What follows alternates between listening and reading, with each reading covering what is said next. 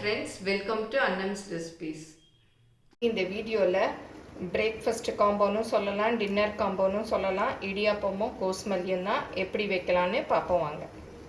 எங்கள் ப்ராடக்ட்ஸ் எல்லாம் யூடியூப்பில் கமெண்ட்ஸ்க்கு கீழே வந்துட்டுருக்கு. அதில் போய் கிளிக் பண்ணிங்கன்னா அதோட ரேட்டு டீட்டெயில்ஸ் எல்லாமே இருக்கும். அதை கிளிக் பண்ணி நீங்கள் வேணுங்கிற பொருளை ஆர்டர் பண்ணி வாங்கிக்கலாம். நான் வீடியோஸில் செட்டிநாடு இட்லி பாத்திரம் யூஸ் பண்ணுறதை பார்த்து நிறைய பேர் இந்த பாத்திரம் எங்களுக்கும் வேணும்னு கேட்டிருக்கீங்க.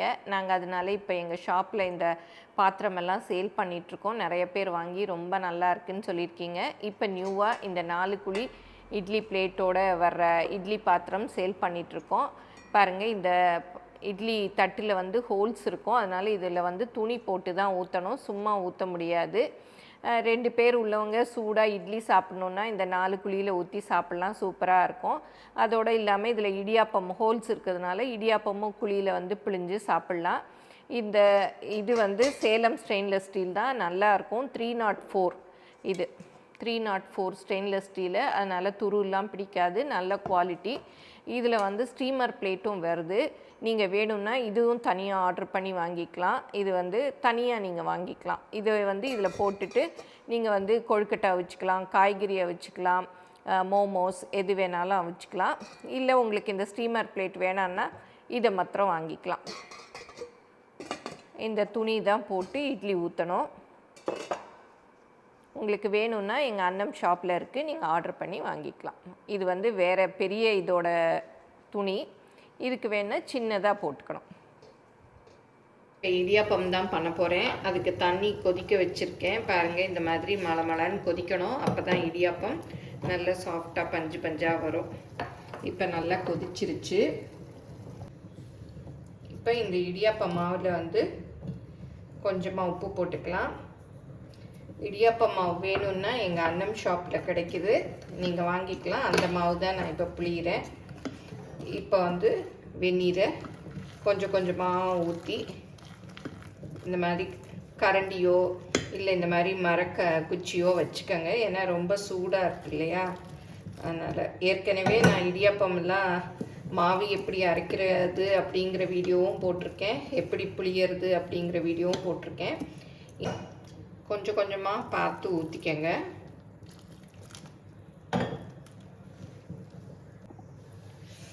இந்த மாதிரி இந்த குச்சியிலேயே அப்படி ரொட்டேட் பண்ணாலே நல்லா பிசைஞ்ச மாதிரி வந்துடும்.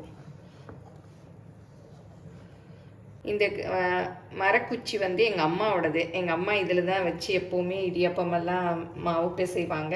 நான் அவங்கக்கிட்டேருந்து எனக்கு கொடுமா அப்படின்னு சொல்லி வாங்கிட்டேன். நல்லா சூடாக இருக்குது. இது அப்படி கொஞ்ச நேரம் ஒரு மூடி போட்டு மூடி வச்சிடலாம். அப்புறம் கொஞ்சம் வெதுன்னு வந்ததும் கையில் பிசைஞ்சிக்கலாம். இடியாப்பத்துக்கு இந்த கத்திரிக்காய் கோஸ்மல்லி தான் சூப்பராக இருக்கும். அதுவும் ரெடி பண்ணியாச்சு. இதோட வீடியோ தனியாகவே போட்டிருக்கேன். அதோட லிங்க் கீழே டிஸ்கிரிப்ஷனில் கொடுக்குறேன். இது ஒன்று ரொம்ப ஈஸி. கத்திரிக்காயை வேக வச்சு, கத்திரிக்காய் ஒரு உருளைக்கிழங்கு வேக வச்சுட்டு அப்படி பண்ணுறது தான். இது இடியாப்பத்தில் ஊற்றி சாப்பிட சூப்பராக இருக்கும். இப்போ 5 நிமிஷம் ஆச்சு. கொஞ்சம் வெதுன்னு கொஞ்சம் சூடாக தான் இருக்குது. இந்த மாதிரி நல்ல தண்ணி கொஞ்சம் வச்சுட்டு அப்படியே சேர்த்து பிசைக்கலாம். நம்ம கொழுக்கட்டை மாவெல்லாம் பிசைகிறோம் இல்லையா, அதே மாதிரி தான். இந்த மாவுலேயே நீங்கள் கொழுக்கட்டை கூட செய்யலாம். பூரண கொழுக்கட்டை, சும்மா கொழுக்கட்டை, எல்லா கொழுக்கட்டையும் செய்யலாம். பாருங்கள், நல்லா அப்படி இப்போவே வெந்த மாதிரி இருக்குது.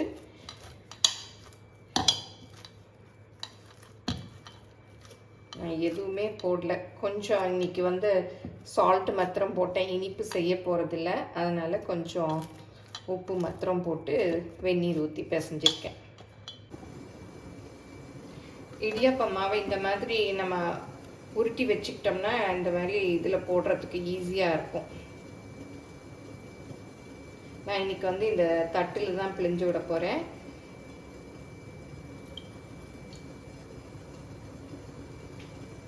இப்போ இட்லி பாத்திரத்தில் தண்ணி கொதிக்க வச்சுருக்கேன். அப்படியே இந்த பிளேட்டில் பிழிஞ்சு விட்டுடலாம். கொஞ்சம் ஃபஸ்ட்டு அகலமாக பிழிங்க. அப்படி குவியலாக பிழிஞ்சிட்டா அப்படியே மொத்தமாக இருக்கும். பாருங்கள், இந்த மாதிரி பிழிஞ்சுக்கணும்.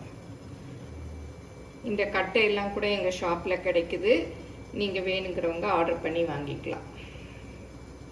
இதே மாதிரி இந்த பிளேட்லேயும் பிழிஞ்சிக்கலாம். பாருங்கள் எவ்வளோ ஈஸியாக பிழிய வருது. இந்த மரக்கட்டையில் பிழியறது கையும் வலிக்காது, ஈஸியாக பிழிய வரும். இந்த மாதிரி அகலமாக பிழிஞ்சுக்கங்க, அப்போ தான் வந்து நல்லா இருக்கும். இல்லாட்டி கும்பியெல்லாம் இருந்ததுன்னா அது பார்க்கவே ஷேப் நல்லா இருக்காது. இப்போ பிழிஞ்சாச்சு. இதை வந்து இதில் அப்படியே வச்சுட்டு வேக வச்சிடலாம்.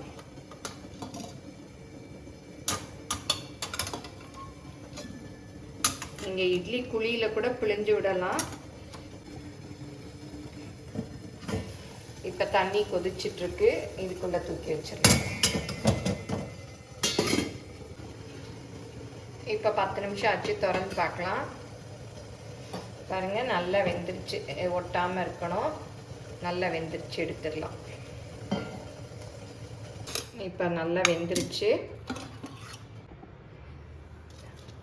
இப்போ நல்லா ஆறிடுச்சு, அப்படி எடுத்துடலாம். நீங்கள் கொஞ்சம் எண்ணெய் தடவிட்டு கூட ஊற்றிக்கலாம். நான் எண்ணெய் தடவலை, அதனால கொஞ்சம் ஒட்டிச்சு. இப்போ எடுத்துடலாம். நல்லா ஆறிடுச்சு பாருங்கள், நல்லா வந்துருச்சு. ஆறின உடனே எடுத்தால் நல்லா வந்துடும். நீங்கள் அப்படி ஒட்டிக்கிச்சுன்னா எண்ணெய் தடவுங்க, ஆனால் வந்துடும். பாருங்கள் இப்போ நான் எண்ணெயெல்லாம் தடவலை, நல்லா வந்துருச்சு. இதுவும் பாருங்கள் வந்துருச்சு.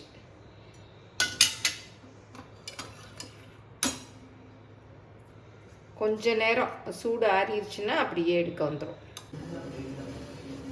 லைட்டாக நல்லெண்ணெய் கையில் தொட்டுட்டு அப்படியே இந்த பிளேட்டில் தடவிட்டிங்கன்னா நல்லா எடுக்க வரும், ஒட்டிக்காது.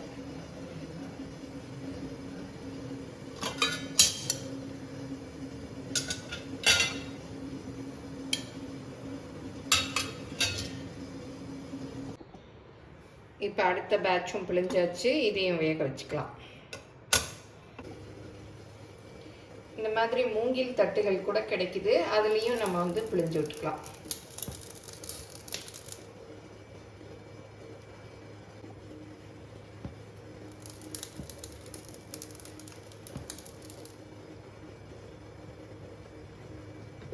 இப்போ இதையும் ஆவியில் வேக வச்சுக்கலாம்.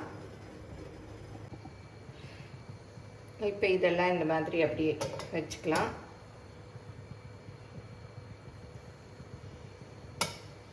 வச்சு மூடி வச்சிடலாம். நீங்களும் சுவையாக சமைக்கணுமா? எங்கள் மசாலா பொடிகளை யூஸ் பண்ணி பாருங்கள். அதெல்லாம் வாங்கணுன்னா ஸ்க்ரீனில் வர்ற வெப்சைட்டுக்கும் வாட்ஸ்அப் நம்பருக்கும் போய் ஆர்டர் பண்ணிங்கன்னா நீங்கள் வேணுங்கிறத வாங்கிக்கலாம். கொஞ்சம் லைட்டாக ஆறின பிறகு எடுங்க, சூடோடு எடுக்க வராது. அப்படியே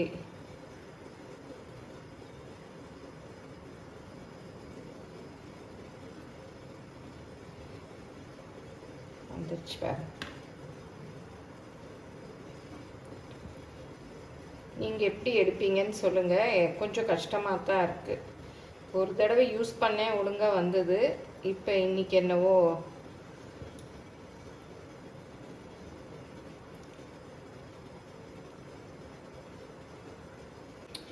இப்போ சுட சுட இடியாப்பம் ரெடி ஆயிடுச்சு. இது அந்த தட்டில் வேக வச்சேன். இது வந்து அந்த மூங்கில் பிளேட்டில் வேக வச்ச இடியாப்பம். அதுக்கு வந்து நான் இன்றைக்கி கத்திரிக்காய் கோசுமல்லி வச்சுருக்கேன். நீங்கள் குருமா வச்சுக்கலாம், என்ன வேணால் வச்சுக்கலாம். இந்த இடியாப்பம் மாவு எங்கள் ஷாப்பில் கிடைக்குது. அந்த புளியிற கட்டையும் எங்கள் ஷாப்பில் கிடைக்குது. வேணுங்கிறவங்க ஆர்டர் பண்ணி வாங்கிக்கலாம். இதை எல்லோரும் செஞ்சு பாருங்கள். எப்படி வந்ததுன்னு உங்கள் கமெண்ட்ஸை சொல்லுங்கள். பிடிச்சிருந்தால் லைக் பண்ணுங்கள். எங்கள் சேனலை மறக்காமல் சப்ஸ்கிரைப் பண்ணுங்கள். ஃபேஸ்புக், இன்ஸ்டாகிராமில் அன்னம்ஸ் ரெசிபீஸை ஃபாலோ பண்ணுங்கள். தேங்க்யூ.